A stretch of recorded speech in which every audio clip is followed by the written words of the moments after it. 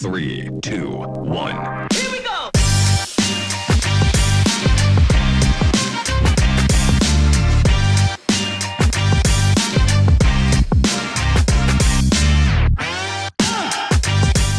Trap NFTs. What are they and why do we care? Now, if you're new to crypto, you might have heard of this acronym free-flowing around crypto Twitter, but you probably don't realize what it is or what it does. So NFTs is an acronym for a non-fungible token. It's the opposite of something fungible like dollars, which simply means that if you have a $1 bill, it is indistinguishable from another $1 bill.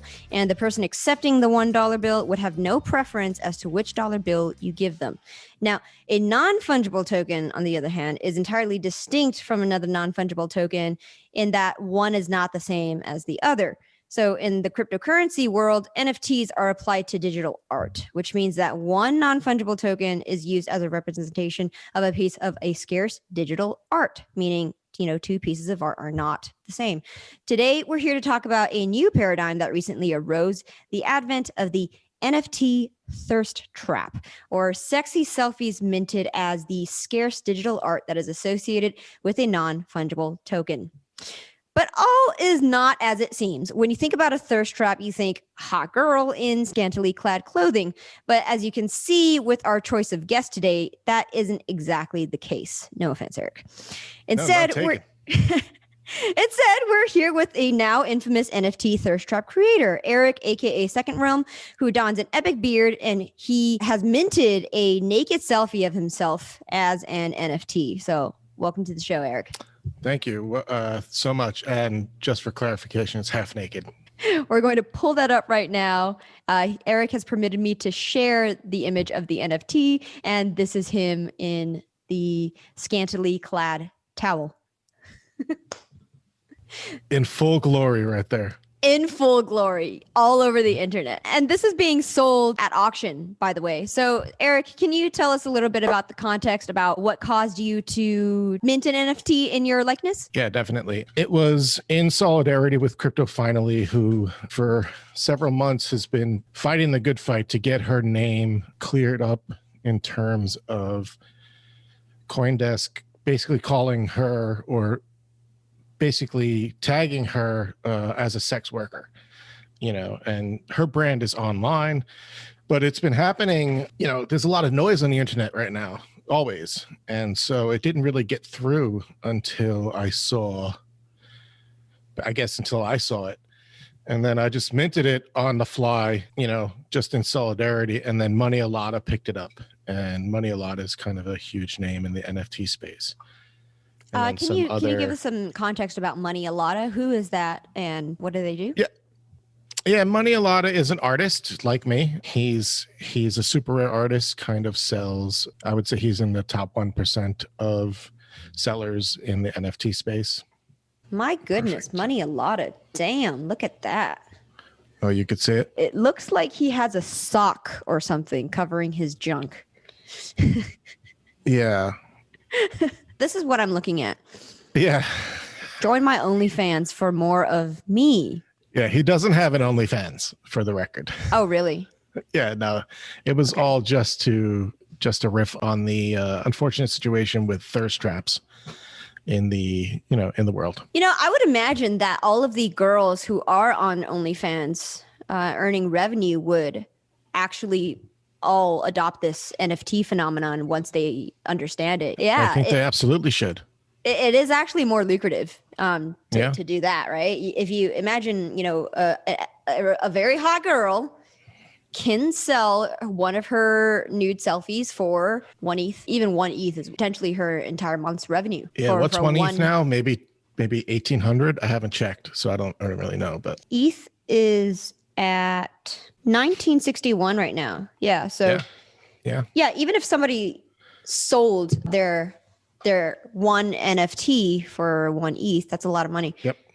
The downside is if you're selling, I'm just thinking from their platform perspective, it might be beneficial to them to sell a ticket in a way that gets access to an image. Because if you mint just an image, it's going to be online for everybody to see.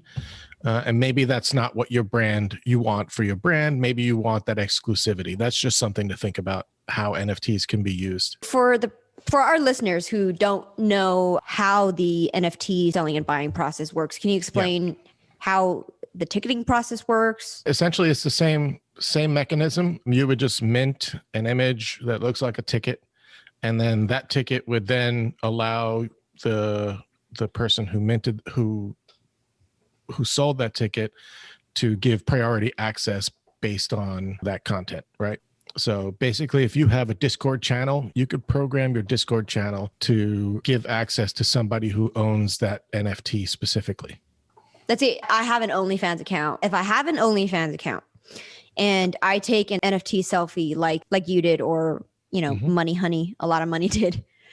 Money Honey, that's his new nickname. So I take that selfie, right? He takes that selfie, and you issue a ticket to it, or you issue multiple tickets to it you can. It could be one of one, right? It could be an NFT that's just a single version ticket, or you could sell 50 of those, depending on the type of token you're using.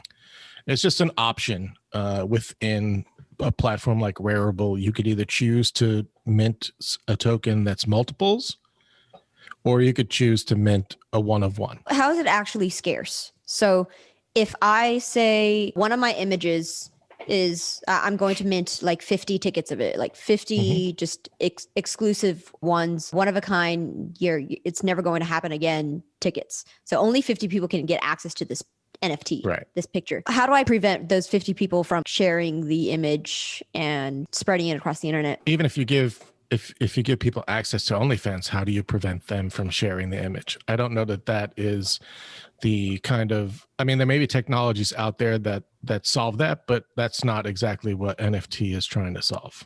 Okay, so what is the NFT here? Yeah, the NFTs are essentially that democratizes a way for digital artists to make money. So how you felt like digital image modelers or video game designers, there wasn't necessarily a marketplace for them outside of maybe Etsy or eBay, where maybe they had stills or something up that they could sell prints of.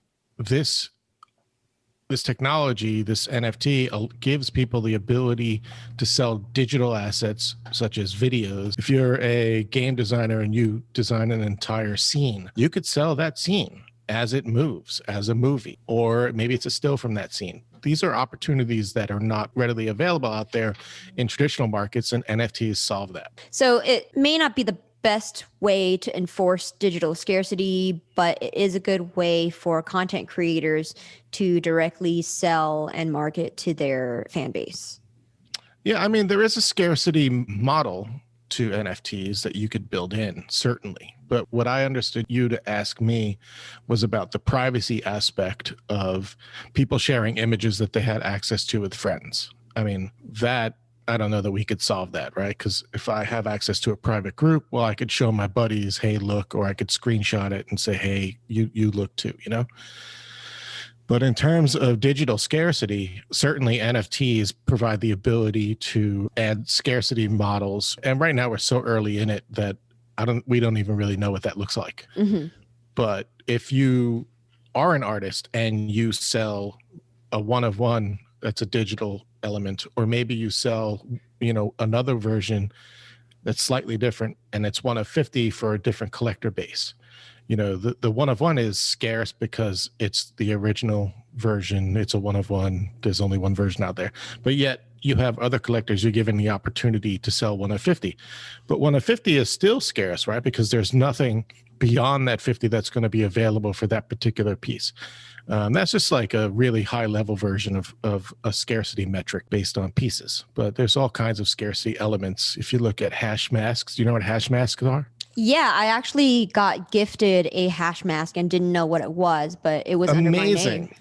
Yeah, that's great. So it's a really interesting project. I'm not involved with them. In fact, I really didn't like the project until I talked to somebody who is intimately involved with it and sort of got a deeper dive. I did a a live stream with them during Trash Art Week, this guy Alan. And just from that conversation, I began to learn and think about how NFTs can be used differently. So what they've done is not only created unique visual images, but they've instituted gamification. So even if you don't own it, you could still participate in the access, in the game itself. And there's all these like hidden elements to the images. So maybe like hieroglyphs, Egyptian hieroglyphs, or astrology signs, different elements like that. And so just because those elements, some of those elements might be scarce and only show up on 5% or 2% of all of the pieces.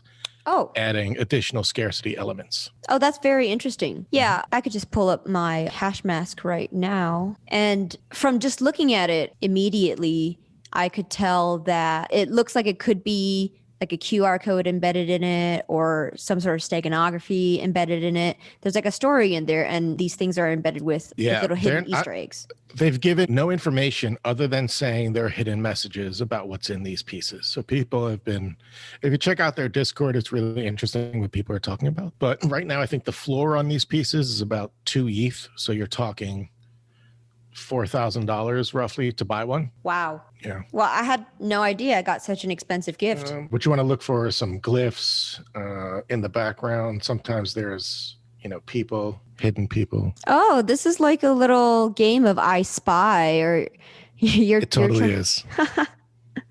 Okay, very cool. This looks like people inside of a hot air balloon right here. Mm-hmm. That's part of the original artwork in the background. There will be glyphs hidden behind these elements as well. So like they'll be peeking out of a line. I don't really see anything that I would immediately recognize, but there are things that I'm not even sure of. See these rising flames at the bottom? Yeah. I mean, to me, that could be some sort of cryptographic code, ones and zeros based on height. Who knows what's out there? Oh, that's interesting. Yeah. Like this could be, I'm just making this up, like 01001, right? Exactly. And this might make up some sort of a private key to, I don't know, Who a knows? Bitcoin address. Who knows? And maybe you have to put a bunch of these together to get the whole key. I mean, that's what I love about this space is, especially this project, is they've created a way for people to just be involved even if they don't own it. That is really fun. That would be really cool. So what I could do is post this up publicly in some sort of publicly viewable gallery, and then later everybody who's just viewing this whole thing might be able to solve the puzzle. Yeah, one day. Totally. Who knows? Okay, you should definitely check out their Discord. Okay, yeah, absolutely, I will. Okay, back to NFTs. Yeah, back to the titty pics, as I like to call it. Well, here's a Shrek pic. Yeah, strategically placed Shrek. Yeah. So this has this one He's the sold? writer of the article. I don't know. There's several others too. Bishop made one. There's some dude who had like really ripped body who made one. He was a former model and he doxed himself specifically for this project, which I thought was amazing. And his name is sort of escaping me right now, but if you just search male thirst trap, you'll find him. Male thirst trap NFT. Are you on Twitter? That's probably the best place to find it.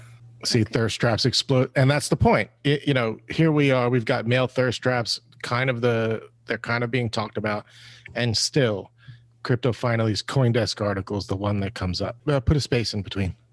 Okay. That should pull him up. See, there's Rob Ness right there. He's an artist. Crypto thought leaders. Yeah. Oh, is he the one with a good body? No, there's another guy I don't want to. Rob Ness clearly has a good body, but. Oh, do you know him? Would he get offended if he heard you? No. I mean, once you see the one I'm talking about, you'll immediately. Oh, this one, of course. Of course, Of course. That's the day I became an e-thought when I was trying to sell a date for myself. Did you say an e-thought or an ETH thought? No. Well, I guess pretty funny. I didn't think about it. Yeah.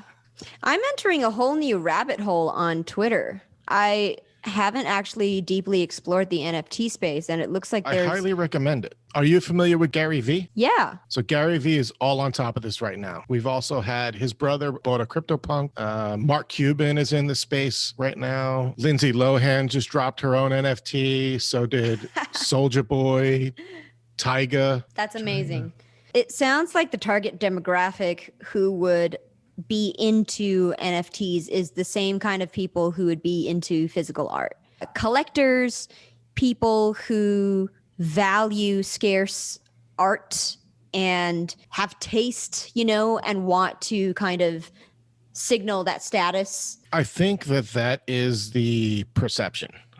Certainly that's what the news cycle grabs onto, the high sales. When a young artist like Ferocious, who comes out of nowhere at 18 and has $1 million sale on Nifty Gateway, the platform that's owned by the Winklevoss brothers, that's huge, right? That's newsworthy.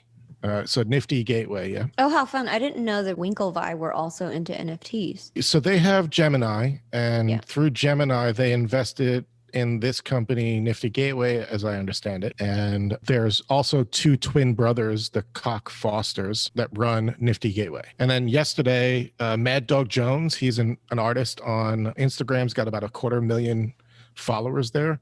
He sold over $4 million worth of art yesterday. Wow. On this platform.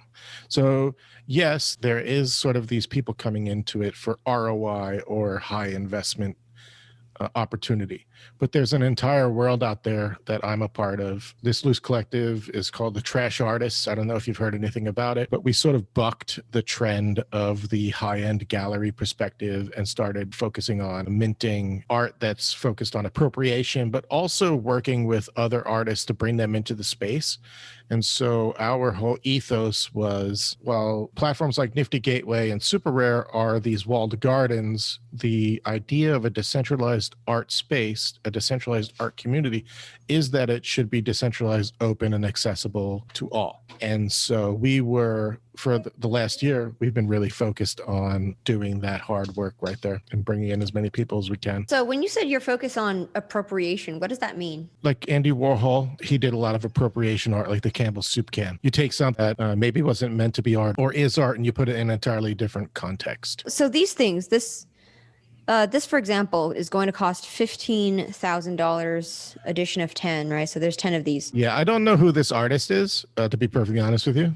What would cause someone to pay $1,500 for the right of owning this? Like, that's a great question. What causes anyone to buy anything that's collectible? Emotion. Yeah, emotion. You're either tied emotionally to the piece. So, I heard a great example the other day. A Gem Mint 10 Mickey Mantle, 1952 Bowman Mickey Mantle might go for $25 million. The cardboard is worth maybe a penny, right? But is your emotion and the scarcity or the rarity of that piece and your emotion tied to it that make it valuable? Because there are other 1952 Bowman common cards, but because it's a Mickey Mantle, that's the difference, right? So your emotion, the story behind it, all a part of what makes people want to collect. And that makes total sense too. Yeah, somebody actually has come up to me in Instagram because I was posting. So I have this camera called the Insta360. Do you know what that is? I do not know. The Insta360 is a 360 view camera. And what it does is it has a camera on the front and the back. And so it gives you a 360 like full panorama view of the environment around the person taking the video. Oh, I've seen this. Okay, I've seen this. Yes. And so you could do really interesting things, like you could swing it around and do bullet time, and it looks just like as if you were shooting like the Matrix scene with the bullet time, really? With the bullet time camera. Yeah. So you could do really crazy stuff with it. I posted this on Instagram, and somebody was like, "Oh, why don't you mint an NFT out of this?" And I was like, well, I've never thought of that. Yeah. What does that even mean? Let's do it. Let's do it. Yeah. Why not? So I'm imagining now that the types of people who would be minting this kind of content are people who exist on Instagram or TikTok, or they're, digital artists. They create music or something like that, right? Those, yeah, sure. It's not only OnlyFans, right? It wouldn't only be somebody minting thirst traps, but it could be anyone who's just creating content. Yeah. So the That's exactly right. And the NFT space is so much bigger than we're even talking about here. So let me just give like a broad overview of the things that I know of that are going on in the space. You have virtual worlds that are integrating NFTs for wearable content. Like if you have an avatar, you could purchase skins, and then you could, potentially take them to different worlds in the future once they're interoperable. Imagine buying Fortnite skins as an NFT and then taking them into future games somewhere else. That's a possibility. That's cool. So gaming is huge right now. I think it's going to be the next step. That's where a lot of these things are going on. Collectibles, card collectibles. Have you heard about NBA Top Shots? I have not. Do you know CryptoPunks? No. Okay. I've been in the space for so long. I don't know what you are talking about. Okay, yeah. So CryptoPunks are basically a digital collectible. They're the OG in digital collectible in the Ethereum network. And I had to quantify that because there are actually other OGs, but we don't need to go there. We know about the Ethereum network. In the Ethereum network, CryptoPunks was the first on-chain art project, and it was created by Dapper Labs. Dapper Labs is now in a partnership with the NBA to do this NBA Top Shot. So think of it as collectible videos and action shots of, dunks, blocks, cool passes. And then the way they distribute them is sort of like traditional card collecting in packs. And in these packs, you open them up and you get the option for 3 potential versions. And then each of these cards have additions, and the cards run from like 1,000 to 12,000. And if you get a number 1 of a LeBron James, it's super expensive. If you get a jersey number 23 of LeBron James, that's also really highly collectible. So you have like this collectible market for sports cards. You have gaming collectible market, not even just for skins, but I mean like cards for something called Gods Unchained. It's a battle. That's my avatar. Yeah.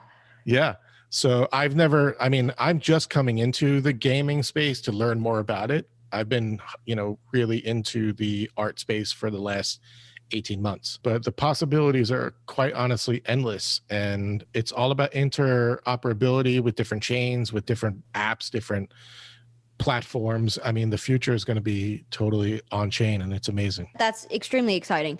So I actually want to run an idea by you, because what we were talking about was actually what I was thinking through in the last few weeks, which is, okay, Reddit Flare.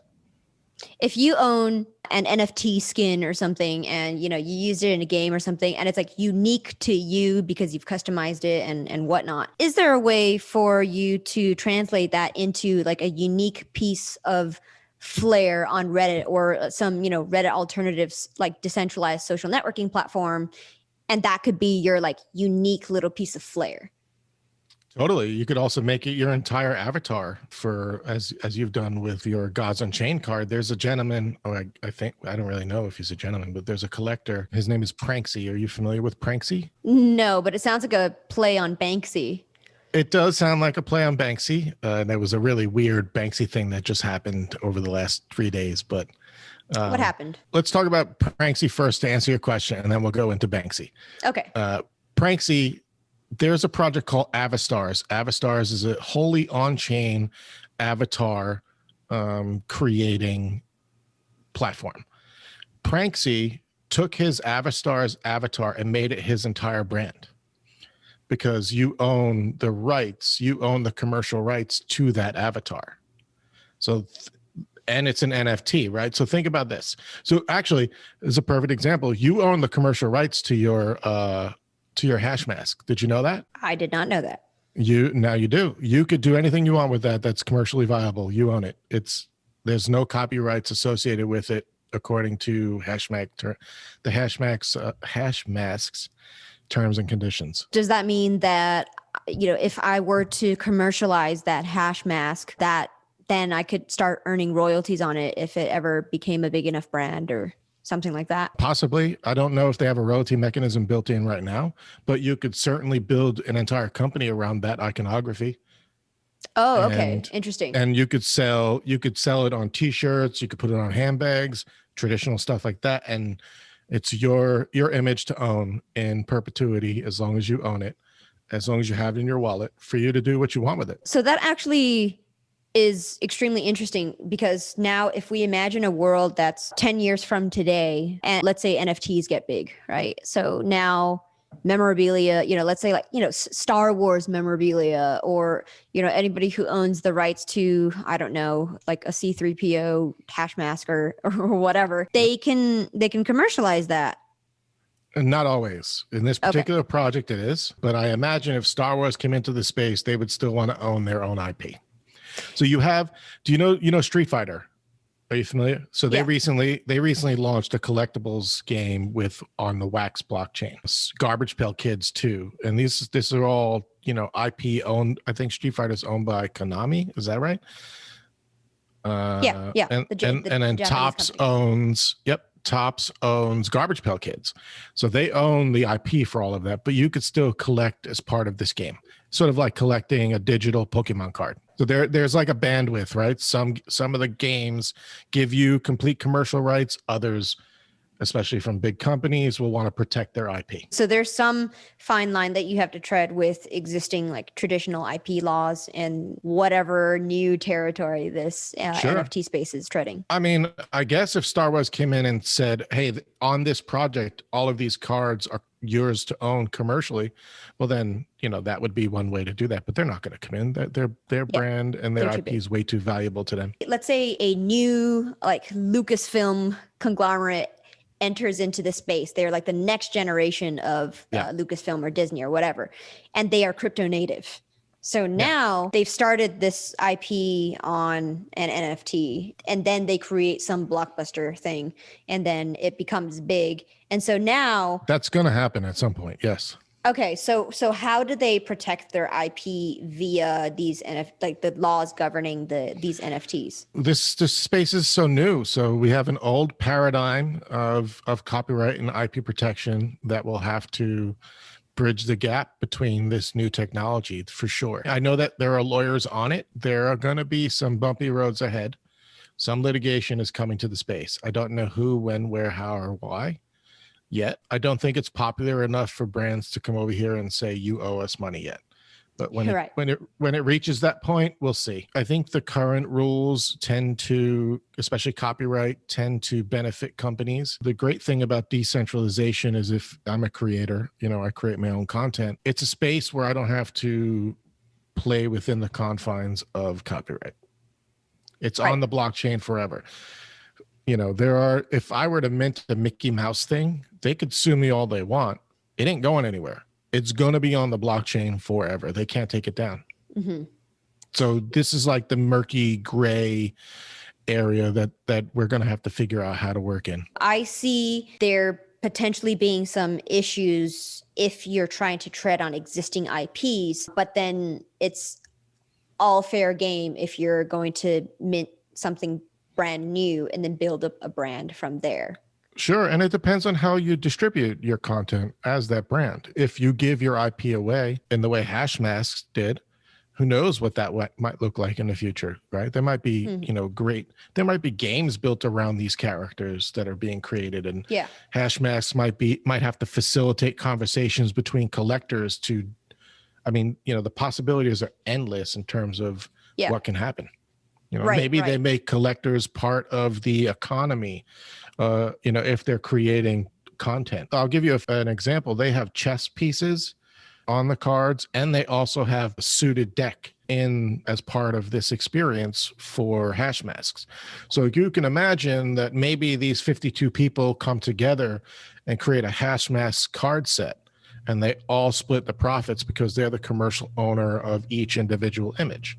I mean, this is just like super high level. I don't even know, but that's one example of how this new decentralized economy can put money in the hands of people that maybe necessarily wouldn't be able to get to it. So how would it work in this case? So if I'm an OnlyFans creator, for example, I mint an NFT of my selfie and I sell it to collectors, who then owns the IP and who gets the right to distribute the images or build up a story or a brand around those images? It will come down to how the rights are set in the contract.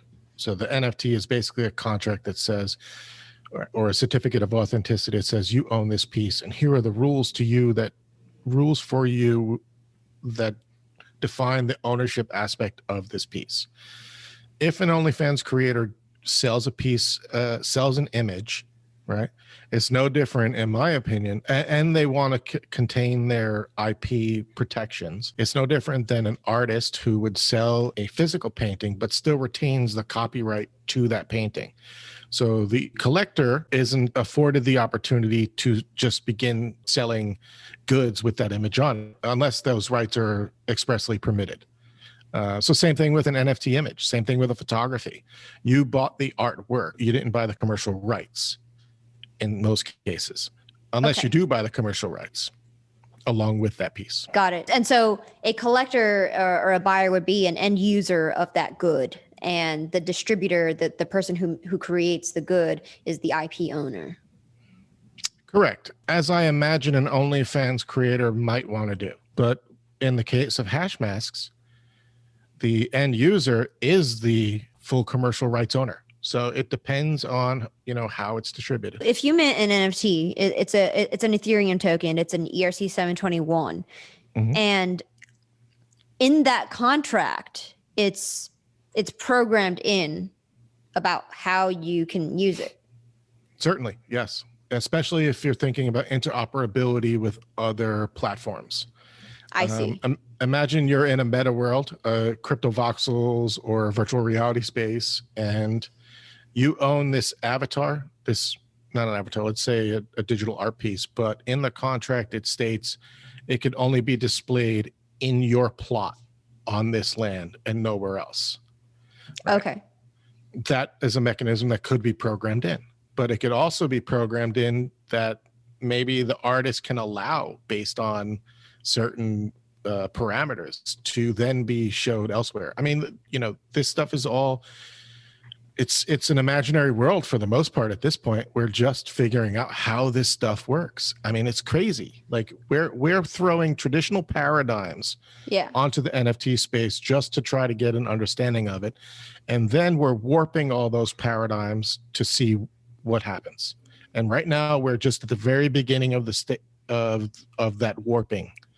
Of the testing, of throwing spaghetti at the wall and seeing what sticks. Like, we're in so early right now. Like in 20 years, our entire world is going to be blockchain and NFT based. We're not even going to call it NFT.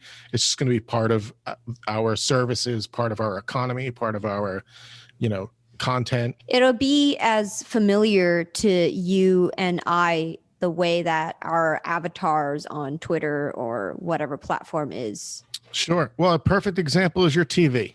Nobody needs to know how a TV was built for them to work it. That's how this space is going to end up. Like you're hearing about NFTs, you're hearing about blockchain.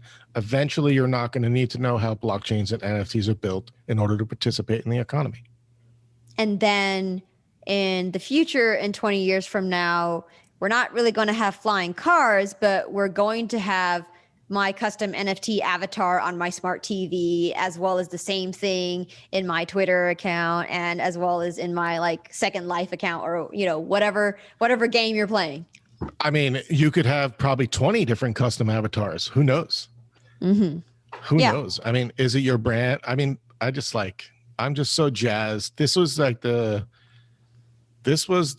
kind of technology I've been waiting for my entire life. I worked in tech for quite a bit, and it was all just like old hat, hardware based, same old UI and UX, same old customer problems, and we're still not solving them.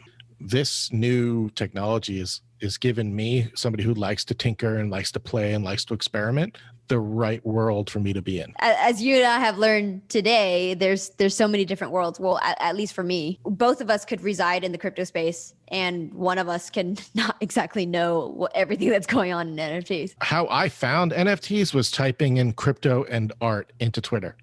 Oh, okay. That's how I found it. I didn't even know this world existed 2 years ago. Oh. And it had been going on for 18 months since 2016 before that. I look back and I feel like I had a master's program in non-fungible tokens, and yet I'm just figuring out how it all kind of works. And Right. now people are coming into the space and it's mad and wild. And like there was some Banksy kind of project that popped up that turned out not to be Banksy, but people were, but you know, you don't know in this space. You just don't know. So if you have some liquidity, maybe you're going to take a flyer. Like me, I had a little bit of extra money lying around. I was willing to lose it on the 0.00001% chance that it was Banksy. So you've just actually brought up an interesting but difficult problem, which is on the one hand, if you are Banksy, for example, and you're able to prove that I am indeed Banksy, and then with NFTs, you could really easily prove provenance of a piece of art that is authenticated by the actual artist. So then if you aren't Banksy and you are posing as Banksy, what happens then, right? So what ended up unfolding with the Banksy debacle in the last few days? It's still unfolding. An artist, Max Osiris, emailed Pest Control, which is Banksy's basically like company that certifies all of his paintings, and they confirmed to him that this was definitely not him at all, or not them at all. But that's not necessarily, I mean, this is the thing about Banksy. You just don't know. Right. You don't know. If 5 years down the road, he could be like, you know what? It was me. You don't know. So, you know, it's what happens. What's going to happen with Banksy is what's going to happen with this, not Banksy, but this particular scam, quote unquote, or like experiment is what will happen with everything else. It'll get swept under the rug and another one will come along and scam, and that'll be the big news. The scams are kind of like not really that, I mean, they're kind of awful, but if you do your due diligence and you're paying attention to who's involved with what, you could pretty much keep yourself, you know, distant from most of it. That brings me to the trust minimization question. For someone who comes from like a Bitcoin background, trust minimization is, you know, paramount, right? How does that work with NFTs? It sounds like you do need to rely on reputation in this case because it's art. It's a great question. And I think some of the confusion early on was that cryptocurrency tokenomics, and especially around scarcity and trustless interactions, were ported over onto the NFT space. The problem is we're not talking about banking, we're talking about trading assets that people connect emotionally to, right? It's a different paradigm, slightly different because we're talking about personalities that are essentially the ones doing the creating. So people need to know that it's Eric's content that they're getting, that it's Eric's wallet, that it's Second Realm that's a part of this project. I don't have an easy answer other than to say, and I come from a customer experience background, I truly believe that trust is super important. But it's when we talk about trust, it's not about trustless transaction. It's about human to human trust, which is different. But that's where I think some of the like tokenomics aspects sort of ported itself over into the NFT marketplace, because there is an important aspect to being able to trust that it's the person that you're buying from that is the creator of that content. And so this is the difference between cryptocurrency as a payment rail versus cryptocurrency as a means to exchange digital scarcity amongst content creators and their users. Certainly. Yeah. Yeah. I mean, you use cryptocurrency to buy these assets, right? And they are on the blockchain. There's no doubt about that. But the mechanics behind it, there's a social aspect to it, especially when you're creating art or you're creating games. You know, trust needs to be part of that equation. You know, not trust in tokenomics and trust in the transaction, but trust in the person that's creating the content. Mm-hmm. And I don't think as humans we should ever get away from that. Totally. So if we're going back to the Crypto Finally story, this was actually the piece of selfie that she had minted into an NFT. Is that correct? Yeah. Okay. What a beautiful shot too. Yeah, it looks like just like a regular selfie to me. That just wearing a robe.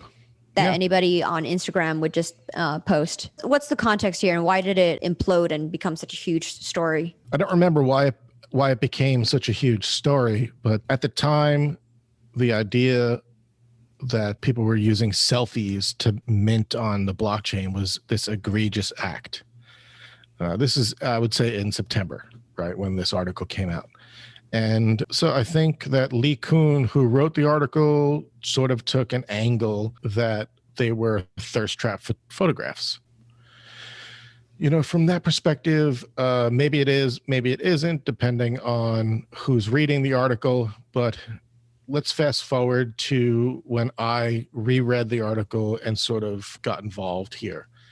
I saw how the article was impacting Rachel emotionally, based on videos she was putting on the internet. And before that, to me, this was just something that passed in September and it was gone. You know, I didn't know, there was no other discussion of it, of thirst traps beyond this article that I had heard of. But apparently Rachel had been arguing and pushing them to remove her name from it. So Rachel's Crypto Finally, remove her name from the article, update some of the content. And the biggest issue is their SEO.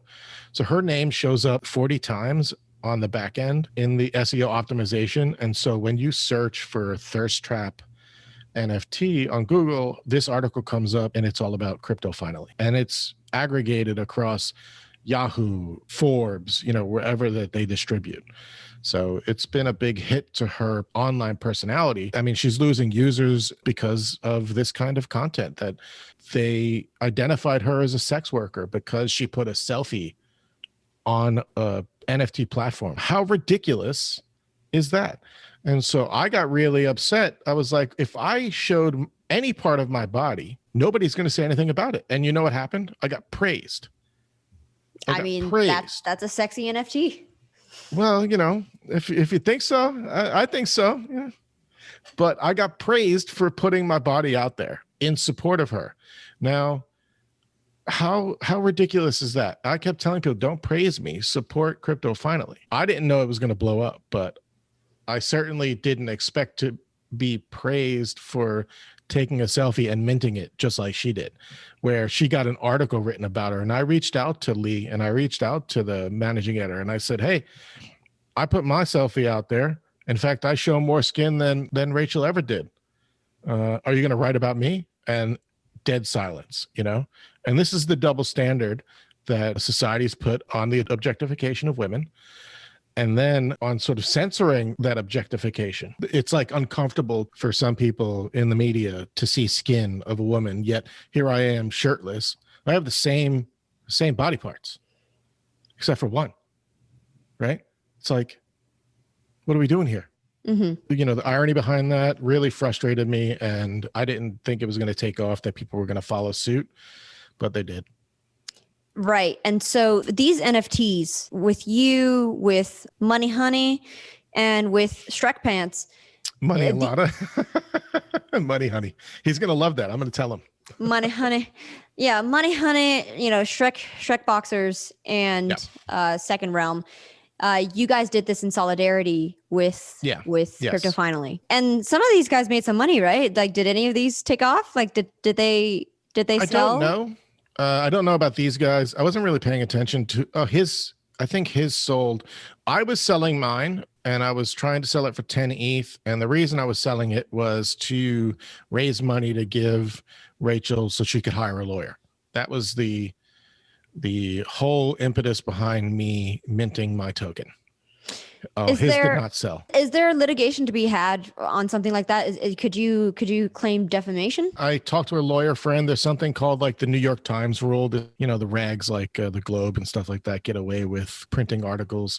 If it sounds newsworthy, it's supposedly printable. But I don't think it should deter her from trying to do something about it. And it costs, you know, lawyers cost a lot of money. They do, especially in situations like that. So I was hoping to raise 10 ETH. So I was, at the time it was $1,500. I was hoping to raise 15,000 And I would have given all of that straight to her. I would have sent it right from my wallet to her. And then hopefully she could have used it to do something on the back end. At least send like cease and desist letter, something, whatever it is.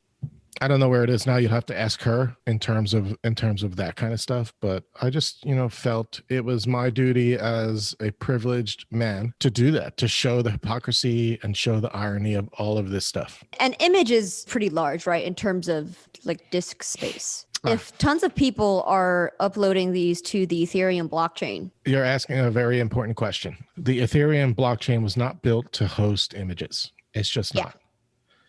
Never was. However, Jimmy ETH from Avastars proved that it could host smaller images and be a really good project, an on-chain project.